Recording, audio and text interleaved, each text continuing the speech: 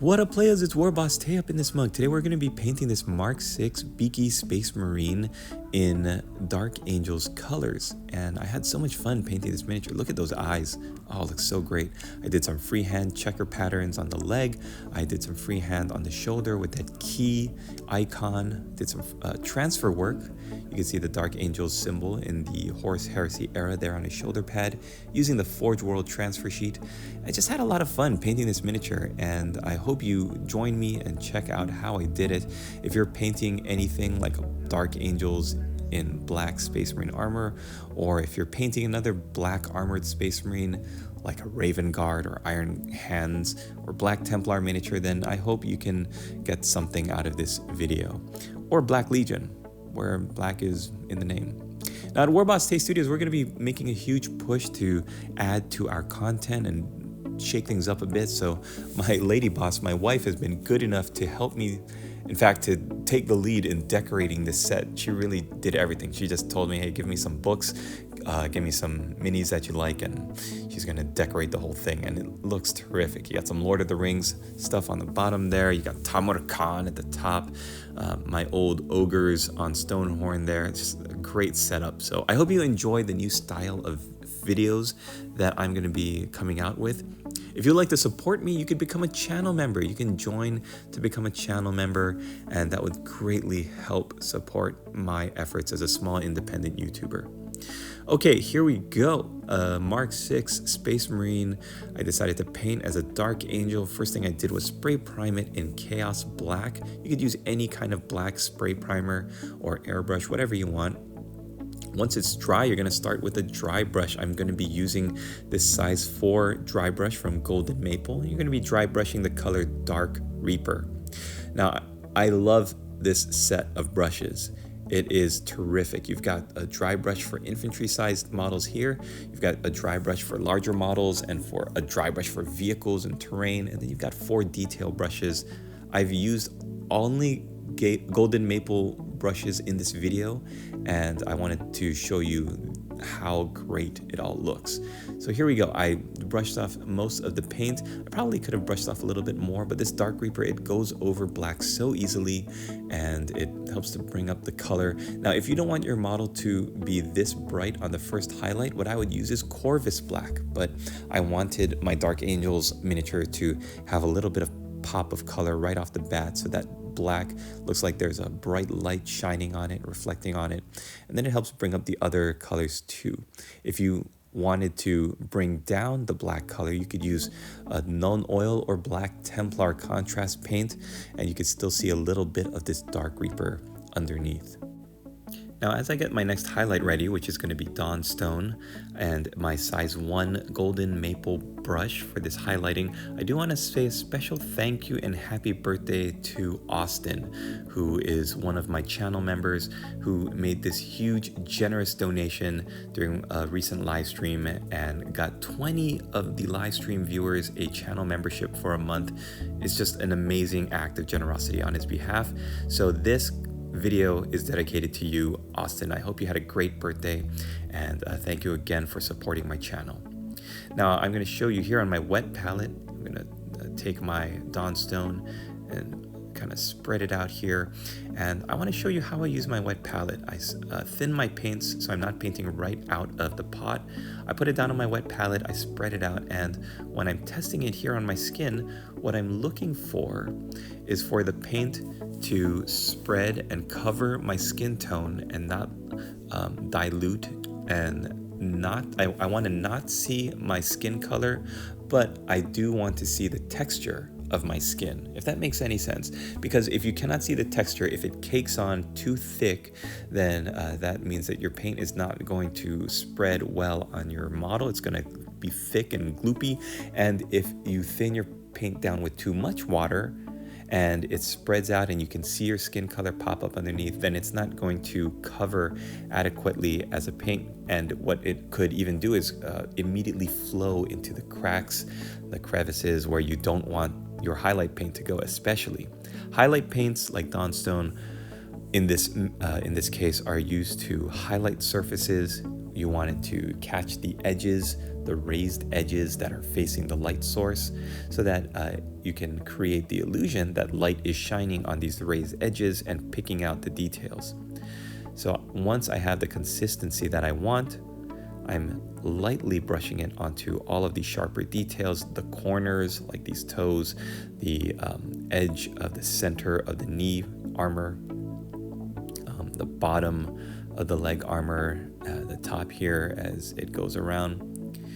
And you could do what I'm doing, which is putting the paint about halfway down the bristles of your size 1 brush, and then lightly dragging the side, the flat area of the brush. So not using the very tip of the brush, but dragging the flat side of the brush across the sharp edges, so that those sharp edges pick up the paint that's on your brush.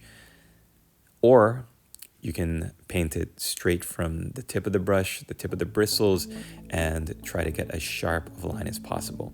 Now, once you finish with the Dawnstone, you're gonna head on over to Leadbelcher and apply this to all the silver bits. Dark Angels are some of the only Marines in the Horus Heresy that have a different color casing for their bolters. So while most Marines are going to have black casings for their bolters, you're going to paint this bolter casing in red. So to make that stand out, what we're going to do is paint all of the silver bits like the bayonet, the clip of the bolter, and the back part. I'm also painting the vents as well as these top round little exhaust ports here for the backpack. And then there are these silver like coils, I'm not sure what you would call them, right down the center of the backpack. And you can see those 2 little tubing bits as well. So we just want to paint all of these silver areas with our brush.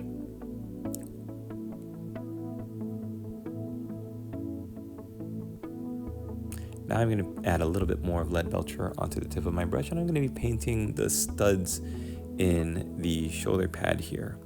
Now, Mark 6 beaky armor is known for having this studded shoulder pad.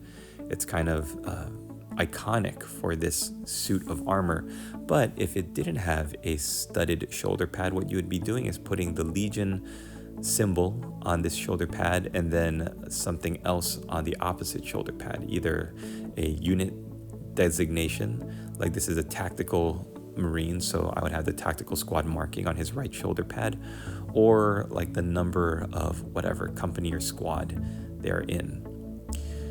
Because this is a Mark 6 Marine though, and there's no space to have both of them, where I'm going to choose to show the Legion symbol on the right shoulder pad.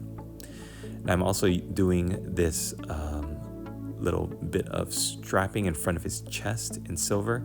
And now what I'm doing is I'm taking my Leadbelcher on the very tip of my brush, and I'm painting over the Dawnstone. I'm popping out some details on the edges of the armor, and this is to show some very light battle damage, some wear and tear. And what it does is it causes a little bit of a reflection of the light whenever you turn the model, and it creates a subtle looking effect where the armor pieces are picked out. So you're not just looking at a big block of black. You can see, okay, this silver armor, the silver outline of the armor, of the different areas of the armor look really nice. They catch the light, they look a little bit like battle damage, and it's just a fun little extra technique that you don't have to do, but I find it adds so much character to your models. I'm going to do all of the little raised surfaces of the backpack. And as you can see, before you do this, some of those plates might blend into each other, and now they just look perfect as the light hits them. Perfect.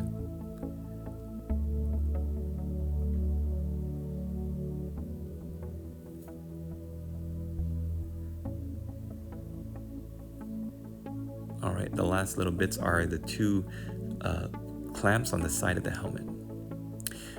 Now I'm going to take my Rhinox hide and I'm going to be painting the pouches.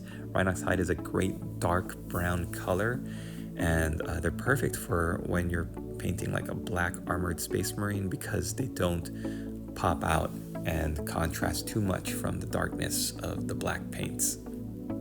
We're gonna let that dry for a minute and move on to the red colors, and we're gonna start with Corn Red.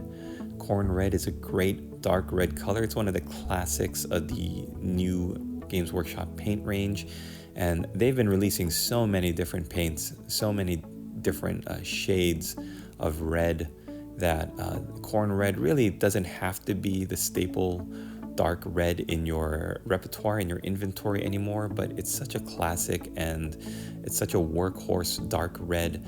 I don't see the point in changing it.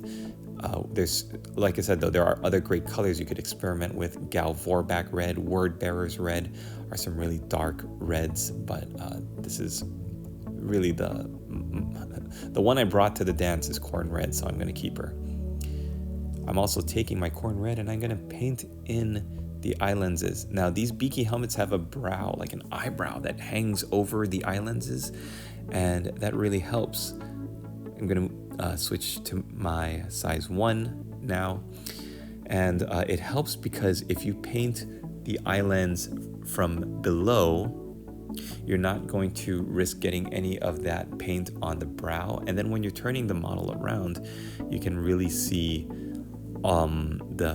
the highlighting and the focus if you do like a sharp eyeball like I like to do. All right, I'm taking my size 1 and I'm gonna do my checker pattern. I made a separate video just for this, but in the context of painting the Marine, this is the point when I'm gonna be doing it, when I've done all of my other Corn Red areas. And I'm going to be spreading this out. You want to make sure that your paint is thinned on your wet palette so it doesn't have a heavy, thick line of paint at the border. That stands out really badly, and it's going to be hard to get rid of and hard to fix that mistake. Once you get that red band going up the center of the leg, I switch to my size 2/0 Golden Maple detail brush, and I paint a thin line up the side of the red band, and then a second one equidistant. So you're going to essentially be making 3 columns of red. If you make a mistake, if your black paint is too thick, if the lines are too crooked and they don't match these lines of the edges of the red paint, all you have to do is go back to the Corn Red and fix it by painting between the 2 black lines. What this does is it shows you how much distance you have between the black lines, how much room you have, and if you want to make the center wider by pushing out the black lines on the sides, then it really gives you the chance to see how your spacing is and help you fix it. Then once you're satisfied with the 2 vertical lines, you're going to take a little bit of paint and go from the black of the side of the armor and connect that with the black lines to the other side of the black. Basically just doing straight lines of black across to make these hash marks, to make this checker pattern, and connect the black of the armor from one side to the other. It's going to take a little practice.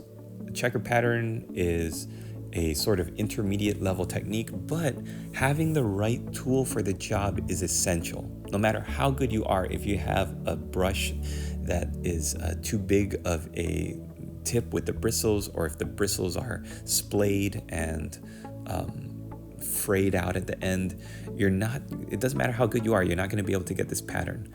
That's why having a good brush like this Golden Maple set makes all the difference. So if you want to get this set, link in the description, promo code WART, W-A-R-T, save yourself 10% at the checkout.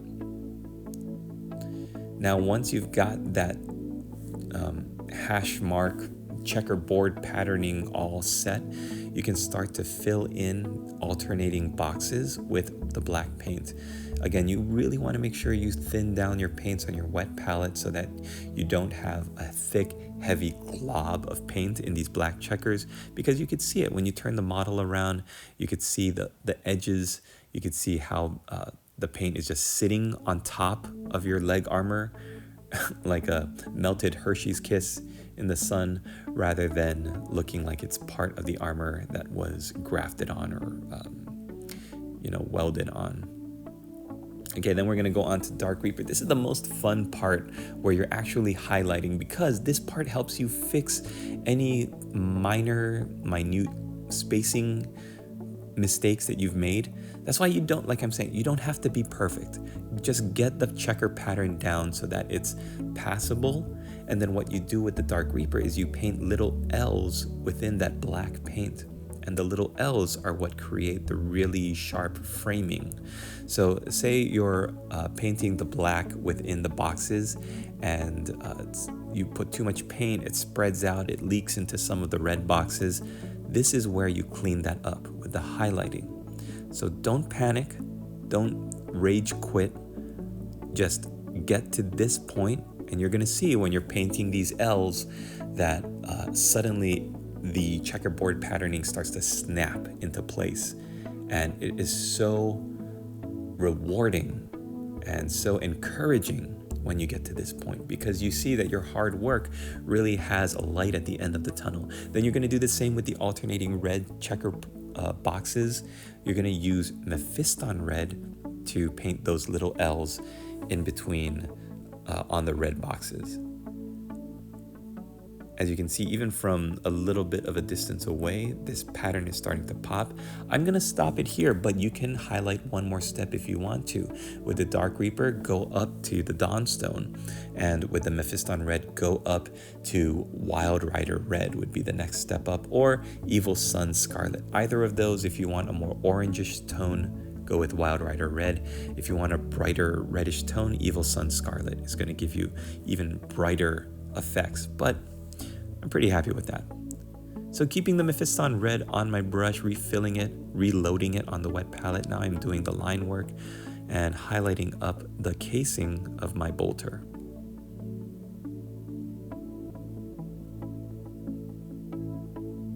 For doing the checker patterning or doing any kind of detail work like that, it's really good to have your model on a good handle.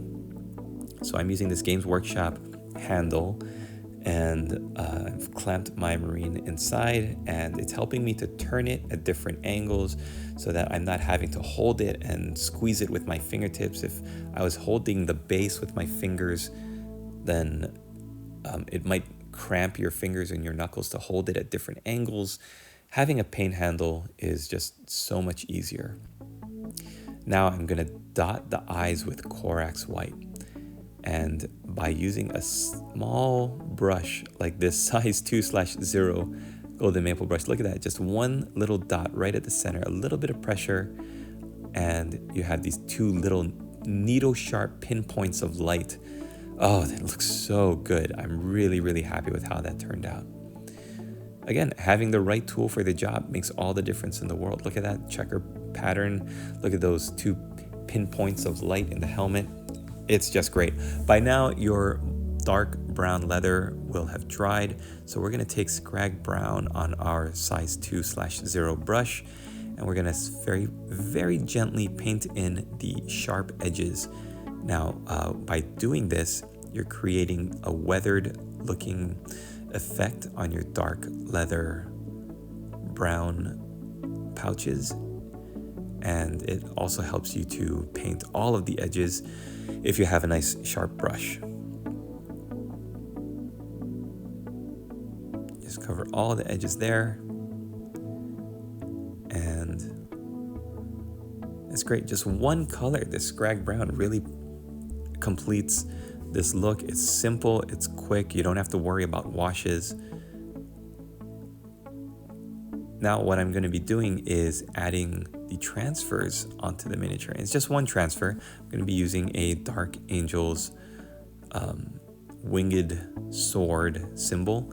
Looking around, I'm trying to see if there's any other symbols that I want to add. There's not too much space on this Mark 6 shoulder pad or on the Marine, especially since I did the checkerboard patterning. That's where I would have put a second symbol, but I've decided that I'm just going to do the Legion symbol on the right shoulder. Now you could go with the red. The red also is pretty iconic of the Dark Angels, the red wings and the red sword on the black background. In the end, I went with white, but really there is no wrong answer when doing these transfers. Now, I'm gonna link in this video, I'm gonna tag some products for you, the Dark Angels transfer sheet, the Legion transfer sheet here, as well as Microsol and Microset. The combo of Microsol and Microset working together really makes all the difference when you're using transfers. You could use water. Games Workshop teaches you, oh yeah, just use water, dip your transfer in water and then put it on. But what Microset does is it makes the transfer movable on your miniature so that it helps to keep the transfer free and able to move around on the surface of your shoulder pad. What this does is it helps you so that when you put the transfer on first, it doesn't stick to whatever surface. You can move it and shift it into place with a sharp tool like a hobby, maybe not a hobby knife, but like a hobby crafting tool or like your brush. You can adjust your transfer to get it into the correct position. Now what I've done after I cut out my transfer with my hobby knife, I've dipped it using these tweezers from Army Painter into the Microset. I've let it sit on the cap in a little puddle of Microset for a bit, and now I'm going to try to put it onto the miniature. I'm going to use a little bit of an older brush that I don't really use much anymore to help push it. Now the trick with putting transfers on, you want to get that brush holding a corner of the transfer on the miniature, and you're going to slide the paper away. Don't brush the transfer on the miniature, because when you're brushing a transfer off of the paper, there is the danger, or there is the risk that you're going to fold that transfer before you put it onto the miniature. It is much safer and there is less risk of losing the transfer if you're able to hold a corner of the transfer onto the shoulder pad and then pull that backing paper, slide it out and away using your hands holding the tweezer. Now I'm just brushing the miniature on, using a little bit of Microset to press it down, take out any of the air bubbles underneath, taking this little toothpick here and just kind of nudging it into the correct position to where I want it to be, and take as long as you need to. Having that Microset on the miniature on the shoulder pad is going to help you move it around for a good bit of time. All right, I've let a little bit of time pass. Now what I'm going to do is put on this key icon, this red key from the Dark Angels 40K transfer sheet. You can get this from like the Inner Circle Companions or for most other Dark Angels specific units. I'm showing this part because I think it's valuable so you could see what it looks like. And the reason why I kind of laughed there was because it was still dry. I probably should have waited, but it wasn't dry. It was still a little bit wet when I decided to do the basing part now. And because I was holding the miniature by the shoulder pads while dipping it into the basing material, the transfer just kind of lifted up and went onto one of the little balls on the backpack. And I didn't even see it. I thought like it came off on my finger or it disappeared. And I'm looking everywhere on the model for it. I was like, where is it? I can't find it. And it ended up on, like I said, on the backpack. And I tried to get it off. I tried to use a tweezer to take it off, but it had already kind of set in place. So I was like, you know what? This is just going to be a secret. They secretly put this key icon on the backpack and then they covered it up so only the Marine knows the true purpose and the true reason why he has this Dark Angels key icon hidden on his backpack. Well, no, the truth is actually the transfer just slipped off the shoulder pad. It does look pretty cool though. While it's there, I'm going to admire it. Now I'm using a toothpick to spread this basing glue around. This is Geek Gaming Basics Scenics basing glue, and you could use Elmer glue or any kind of white PVA glue mixed with water, but I really like the basing glue. It spreads super easily, it's thin, it just works really well for me, so I haven't gone back to using Elmer's glue. Then I dip it into the Geek Gaming Scenics This is Grim Dark City Rubble, and I think it's perfect for a base for the Dark Angels. It's nice and dark, and it does not detract from the paint job. I dip it in deep enough now, like about shin height, to show some weathering to tie in the miniatures paint job to the base work. And then I just tap it on the side, and yep, there it goes. You can see that my finger has smudged the transfer, and it's magically appeared now on the backpack. And instead of just call it a day or look for another transfer, I decided, you know what, this is a sign from the Emperor that I need to practice my freehand skills. So I took my size 2/0 detail brush, and I decided I'm going to replicate the design of the key in white. So I'm using Corax white. I did a little diamond shape at the top, then a stem, and then the bottom of the key. And I was pretty proud of myself. It came out a lot less disastrous than I had feared. And I'm going to take some black paint and clean up the lines. But you can really see when you're using a good detail brush, then you have a lot of options that open up to you as a painter. All right, guys, this is going to wrap it up for me. Thank you so much for checking out this video. If you would like to support the channel, just hit that like button, comment below, subscribe, and also check out the Discord. If you'd like to really help me out and support me monetarily, then a super chat or super thanks, or even better, joining my channel as a member would really help. Thanks for checking out the video. We'll see you in the next one.